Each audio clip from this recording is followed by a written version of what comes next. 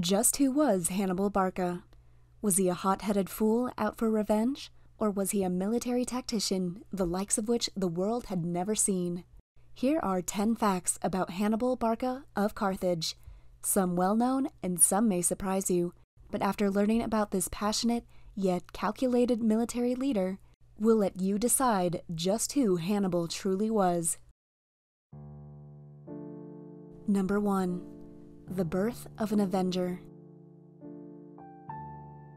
In 247 BC in Carthage, or modern-day Tunisia, Hannibal Barca was born in a time of war and conquest, as his home country had been fighting for control over the Mediterranean against Rome, who would become the literal sworn enemy of Hannibal.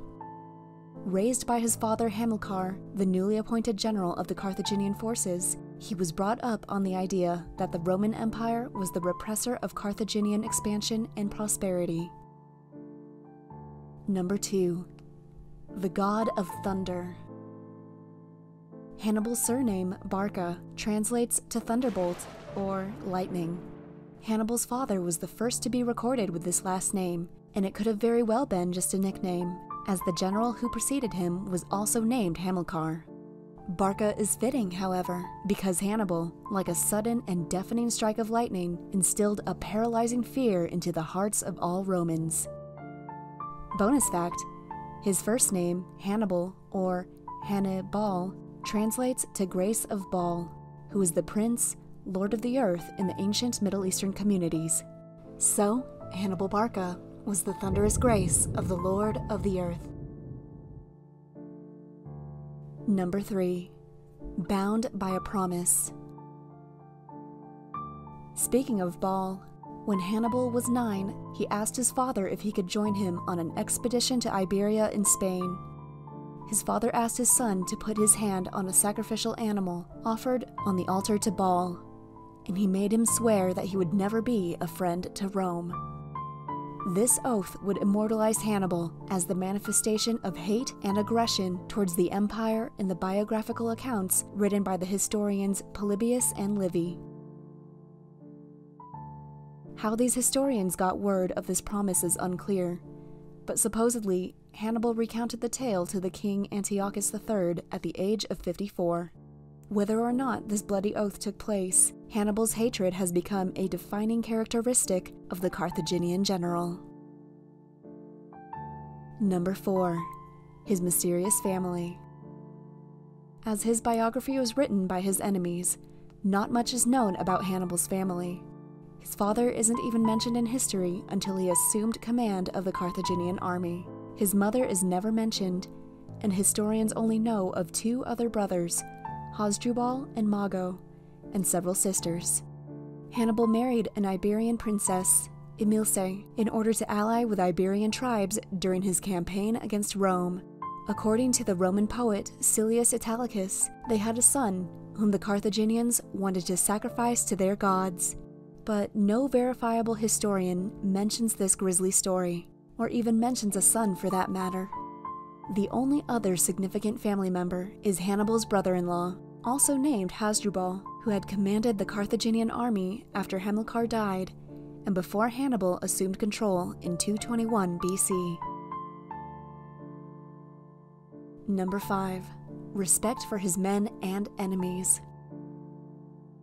Most Roman historians were biased, and their biographies about any enemies were most likely propaganda, but the 2 historians, Polybius and Livy, were less biased, and they described Hannibal as a brave man with a more humane disposition. His power of leadership is implied in the lack of rioting and disharmony among his melting pot of men, whom he commanded for so many years. And he took great care of his elephants and horses. Also, Hannibal is known to have honored the Roman commanding officers fallen in battle. He consistently sought the bodies of slain generals or captains so they could be honored with a military funeral. This shows a deep respect for those he had defeated. One time, while ravaging the countryside of Campania, he spared the farmlands of Fabius, the very general who led the Romans against Hannibal and the Carthaginians during the Second Punic War. Bonus fact: the Romans had very little respect for any fallen Carthaginians. when Hannibal's brother Hasdrubal fell in the Battle of Metaurus, the Roman general Gaius Nero dishonored his body and threw Hasdrubal's severed head at Hannibal's camp. Number 6. Education. The pen is mightier than the sword. What you must know about Hannibal is that he wasn't just a hate-filled, bloodthirsty conqueror. Hannibal was also rather educated and never stopped learning and acquiring knowledge, which contributed to his adaptability and ability to overcome his enemies. From a young age, his father had taught him everything he knew about war and military tactics, but Hannibal was also lectured in Greek literature, arithmetic, and other languages. Lastly, as a tactician and military enthusiast who kept all his plans on paper, he contributed to many military books and even created a manual for Rhodian defenses. Number 7. The power of psychological manipulation. Whether it was due to his uncanny charisma or his keen observation skills, Hannibal was a master of manipulation towards ally and enemy alike. To win over cities to his side, Hannibal presented himself as the liberator of Rome's allies. As he moved his campaign from Spain to Italy, he amassed a large army who were united under their common hatred for their Roman oppressors. And as his forces grew from city to city, he instilled fear in the hearts of the Roman citizens. And after Rome's humiliating defeat at Cannae, the completely demoralized city was thrown into a full-blown panic. So much so that they even resorted to human sacrifice in an effort to appease their gods. Hannibal turned into a boogeyman among the citizens thereafter, and parents would tell their misbehaving children, Hannibal ad portas, or Hannibal is at the door. Number 8. Hannibal the Trickster. Speaking of demoralizing, the Roman army was no match for his unconventional tactics. Once he had retreated to northern Italy for the winter, and to keep from being assassinated by potential spies from within his camp, he had a set of wigs made, each of which made him look like a man of different age, and he changed his apparel accordingly. He was so hard to recognize, not just by those who saw him briefly, but even by those who knew him well. However, his most well-known trick he used against the Romans was in Campania to get his army out of a trap. He and his men were surrounded by mountains, and the only way out was a mountain pass that was heavily guarded by Romans. One night, the Romans saw a line of torches running parallel to the mountain road. The army marched out to meet Hannibal in battle and to prevent him from escaping. But they only found cattle with torches tied to their horns, and Hannibal and his men slipped away through the now unguarded mountain pass. Number 9. Death. After Scipio defeated him at the Battle of Zama, Hannibal's power had diminished, and Carthage lost all its territories overseas.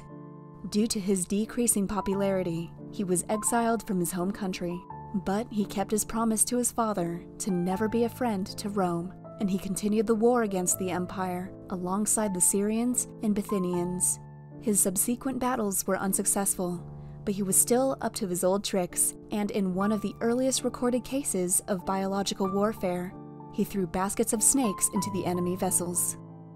Rome pursued him until the end of his days. By the time they cornered him at his fortress in Libissa, near modern-day Gebza in Turkey, Hannibal poisoned himself in a final act of defiance against the Romans.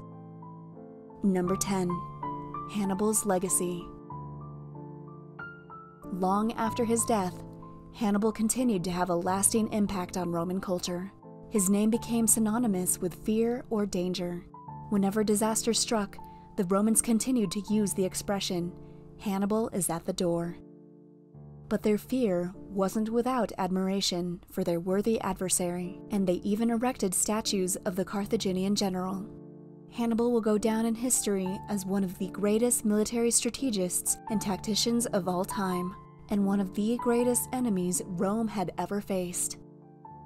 Thank you for watching Ancient Military History and 10 interesting facts about Hannibal Barca. Did any of these facts surprise you, amaze you, or change your opinion about the Carthaginian general? Let us know in the comments below. And if you liked this video and would like to see more, please subscribe and leave in the comments which ancient military leader you'd like to learn about next. Until next time, thank you and have a wonderful day.